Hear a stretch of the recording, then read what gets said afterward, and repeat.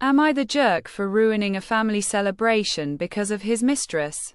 You know, when I was younger, I used to look at families celebrating birthdays, anniversaries, holidays together, and I thought, that's what I want one day. A warm table, laughter, children, grandchildren maybe, people who love each other honestly. I'm 48 now. I thought I had built that kind of life. At least, I really believed it until recently. My name isn't important. Let's just say I'm a woman who has given almost 3 decades of her life to her husband, her family, and the idea of loyalty. We got married when I was just 20, he was 24. Back then, he was ambitious, full of plans, and he had this sparkle in his eye that made me believe in him. I didn't just marry a man, I married his future, his dreams, and I poured myself into building them with him. Together, we raised 2 children. A son, who's now in his late 20s, and a daughter who just turned 24. Both of them are good kids, responsible, independent, the kind of children a mother is proud of. And I always thought they looked up to us as a strong couple, a good example. That mattered to me. But what happens when the picture you've been painting for 30 years suddenly shatters? What happens when all those tiny cracks you ignored in the glass finally split wide open in front of everyone? Your children, your friends, your family. That's exactly what happened on the night of my husband's 60th birthday. And that's why I'm here, asking you, am I the jerk for what I did? It all started a few weeks before his birthday. My husband, let's call him Daniel, told me he didn't want a big party this year. He said he preferred something small, just the family. But when my daughter mentioned how milestone birthdays are important, and my son offered to help cover some of the costs, Daniel reluctantly agreed. So, I threw myself into planning. That's what I've always done. Planned, organized, made sure everything went smoothly. I booked a nice banquet hall at a local country club, arranged catering, flowers, a cake with Happy 60th, Daniel in blue letters. I even gathered old photos for a slideshow. Baby pictures, our wedding photos, moments with the kids growing up. I was excited. I really was. But then little things started to feel off. Daniel was distant in those weeks. He wasn't interested in the details of the party. He wasn't even that interested in me. We'd sit together at night, and he'd be on his phone, smiling at something, hiding the screen when I walked by. I told myself not to overthink. After all, he's a grown man. Maybe he was texting colleagues or looking at something harmless. But you know how your gut speaks to you. My gut was screaming. 2 nights before the party, I saw him ironing one of his shirts late at night. And it wasn't just any shirt. It was a brand new one I hadn't seen before. I asked him, "Why are you ironing at midnight?" He said, "Just want to look good for the party." Strange, right? I mean, yes, it was his party, but Daniel has never in his life ironed anything himself. That's always been me. Something about that moment made my stomach twist. The day of the party came. The hall looked beautiful, the tables set with white cloths and candles, the slideshow queued up. Guests started arriving. Friends, relatives, neighbors. Everyone was cheerful, hugging Daniel, congratulating him. I was in hostess mode, smiling, making sure everyone had a drink, that food was served. And then she walked in. A woman, mid-30s, maybe. Tall, sleek hair, expensive dress that hugged her body in all the right ways. She wasn't a family friend. That much I knew. I had never seen her before. And yet she walked in with the confidence of someone who belonged. And Daniel's face, God, I will never forget the way his eyes lit up when he saw her. He smiled. No, not just smiled. He beamed. A kind of warmth I hadn't seen directed at me in years. He walked right over to her, gave her a hug that lasted a little too long, and whispered something in her ear. I froze. I knew. Right then, I knew. But I still had to play the part. So I smiled. I greeted her politely. She introduced herself as Clara, a friend from work. Her voice was sweet, but her eyes had that smugness. You know the type. The woman who knows she has something over you, even if she doesn't say it out loud. The rest of the evening was torture. I tried to focus on the slideshow, on the speeches, on the laughter around me. But everywhere I turned, I saw them. Her hand brushing his arm. His hand on her lower back as he guided her to the buffet. Their little inside jokes, whispered conversations. And the worst part. Other people noticed too. I caught my daughter's eyes across the room, full of confusion. My son looked away, jaw tight. Even Daniel's brother gave me this awkward, pitying glance, as if to say, I'm sorry you have to see this. I wanted to scream. I wanted to throw the cake at both of them. But I kept swallowing it down, telling myself, don't ruin the party. Don't embarrass yourself in front of everyone. Just get through tonight. But then it happened. The cake was brought out, candles glowing, everyone singing happy birthday. Daniel leaned over, blew them out, everyone clapped. He hugged our children, hugged me quickly, and then, without hesitation, he turned and hugged her. Not just a hug. He kissed her on the cheek, right there, in front of everyone. And she giggled. She actually giggled. The room went quiet for a second. That uncomfortable silence when everyone feels the same thing but no one dares to say it. And that's when I snapped.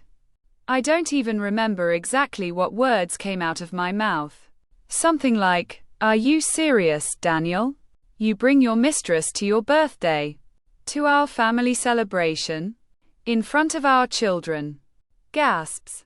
Chairs scraping back. People whispering. My son trying to calm me down, my daughter's face turning pale. Daniel's face. Shock, then anger. He muttered, "Don't do this here, not in front of everyone." But it was too late. The dam had burst. I told Clara exactly what I thought of her. Every ounce of disgust, every bit of pain, poured out of me. I told everyone in that room that my husband had been betraying me, humiliating me, and I was done pretending. She tried to say something, but I cut her off. "Save it. You're nothing but the woman who sneaks around with another woman's husband." People didn't know where to look. Some tried to leave quietly, others stayed, wide-eyed, like they were watching a play.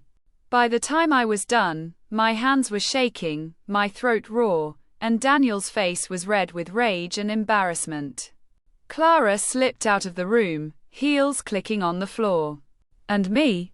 I grabbed my bag, walked out, and left him standing there, surrounded by his guests, his shame, and his lies. Now, here's the thing. In the days after, I got mixed reactions.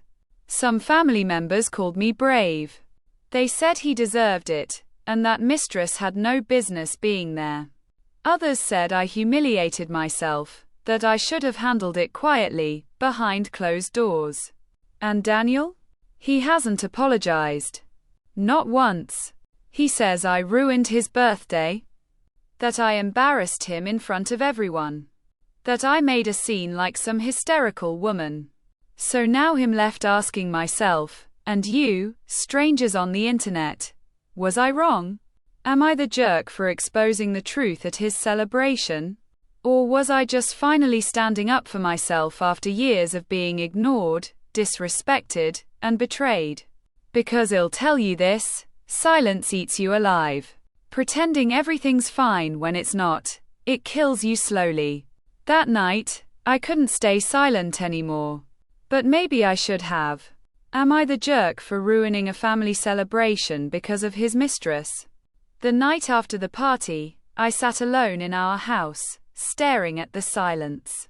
For the first time in years, Daniel didn't come home right away. I didn't know if he stayed with her, if he was too ashamed to face me, or if he simply didn't care anymore. What I did know was that my phone wouldn't stop buzzing. First, it was my daughter. She called me crying, asking, "Mom, why didn't you tell me sooner? How long has this been going on?" And I had no answer. Because the truth is, I didn't know. I only had suspicions, bits of coldness, late nights, hidden smiles at a phone screen. But nothing concrete. Nothing I could point at and say, "Here, this is the proof." Until that party. Until her. My son texted me, not calling, because that's the kind of man he is. Straight to the point. "Mom, you should NT have done that in public." But I get it. He deserved it. Reading those words broke me in half.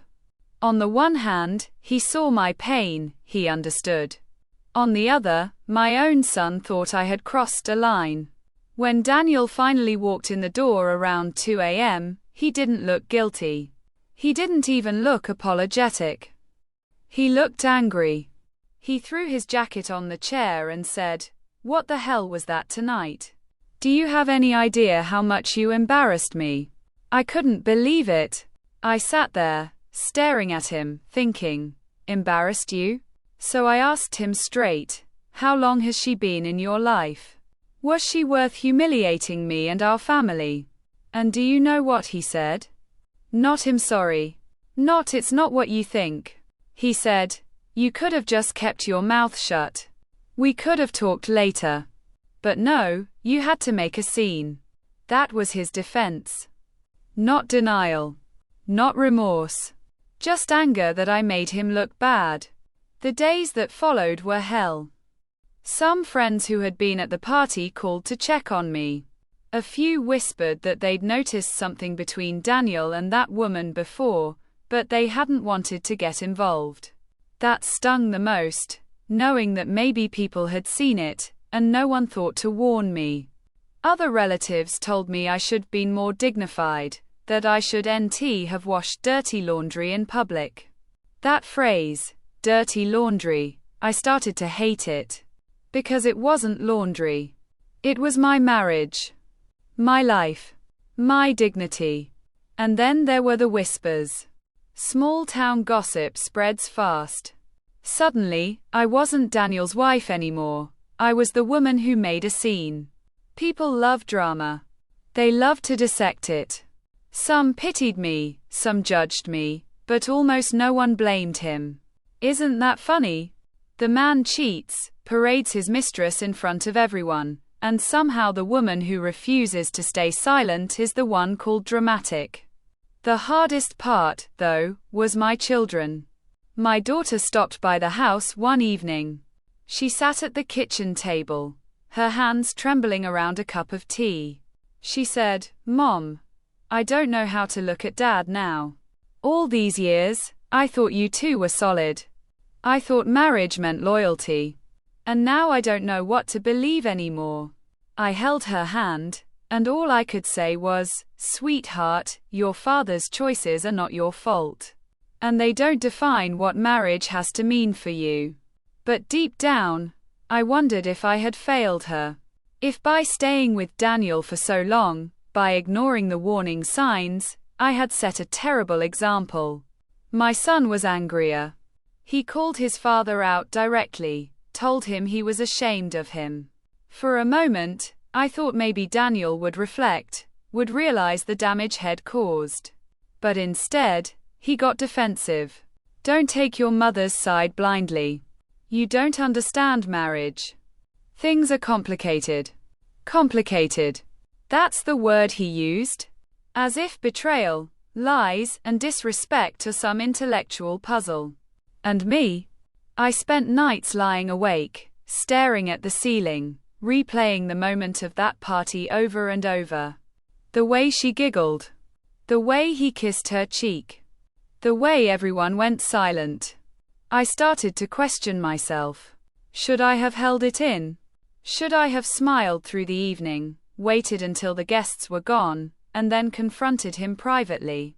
But then another voice inside me said, no.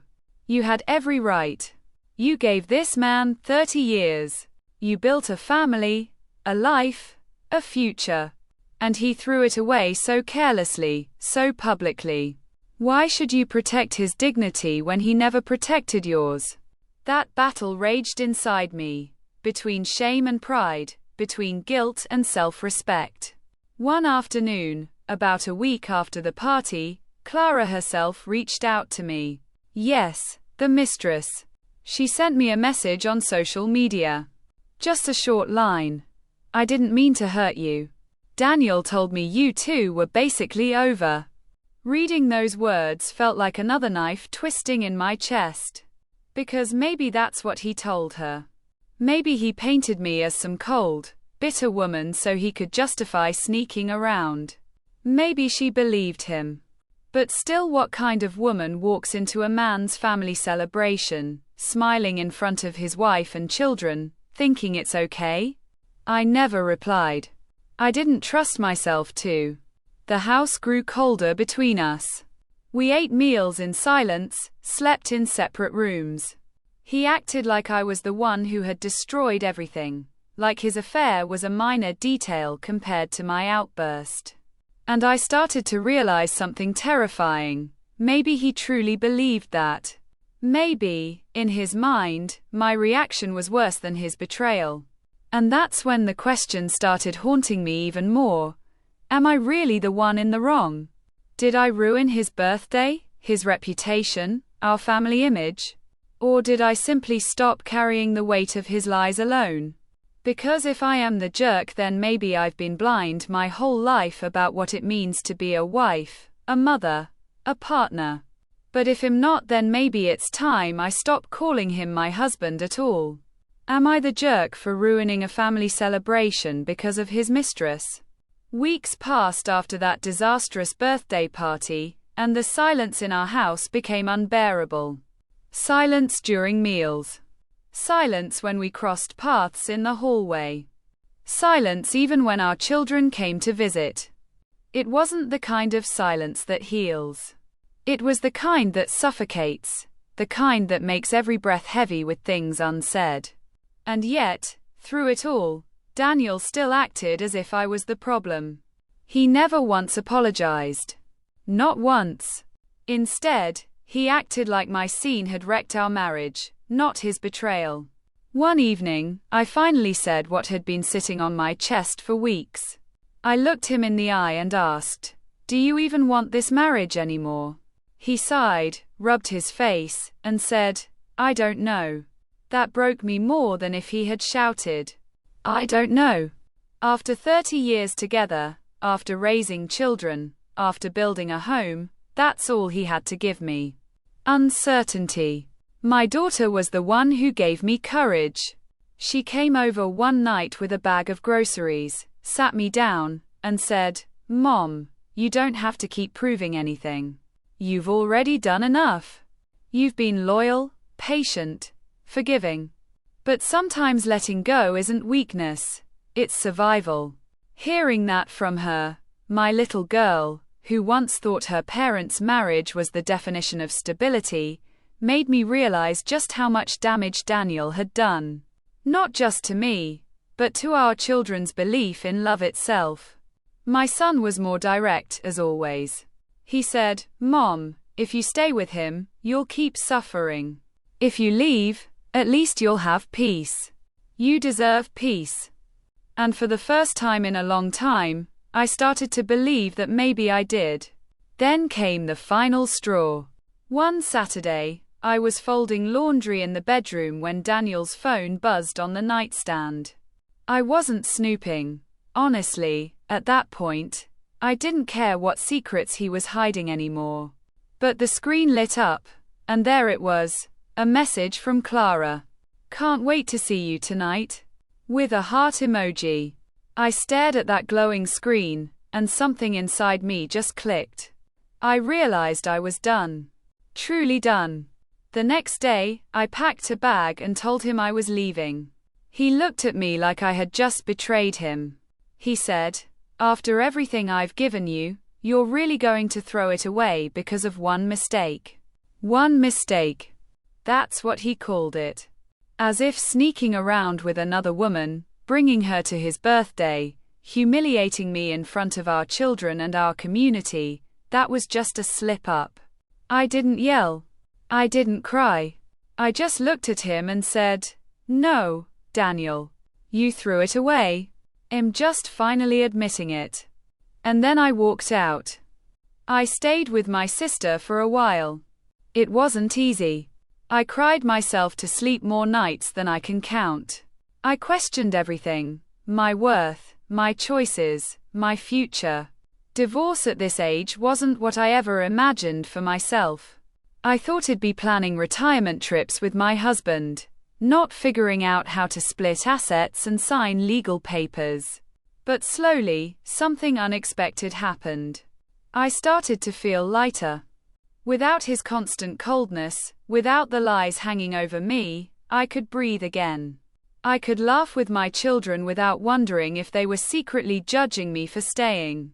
I could look in the mirror and see a woman who, yes, had been betrayed, but also a woman who refused to let that betrayal define the rest of her life. And Daniel? From what I hear, he's still with Clara. But their relationship isn't the fairy tale he probably promised her. Friends tell me they argue in public, that she's jealous, that he's defensive. Maybe that's karma. Maybe not. Either way, it's no longer my burden. As for me, I'm learning to live again. I take long walks. I read books I never had time for. I meet my children for coffee without feeling like I'm hiding cracks in the family portrait. And every day, I remind myself, speaking the truth doesn't make you a jerk. Demanding respect doesn't make you dramatic. And walking away from someone who doesn't value you doesn't make you weak. It makes you free. So here I am, telling my story to strangers on the internet. Asking the question that still lingers in the back of my mind. Am I the jerk for exposing the truth at his birthday party? Or was I finally, after all these years, brave enough to stop protecting the man who never protected me? What do you think? Was I wrong for exposing my husband and his mistress in front of everyone? Or was it the only way to finally reclaim my dignity after years of betrayal? If you were in my place, would you have stayed silent, or done exactly the same?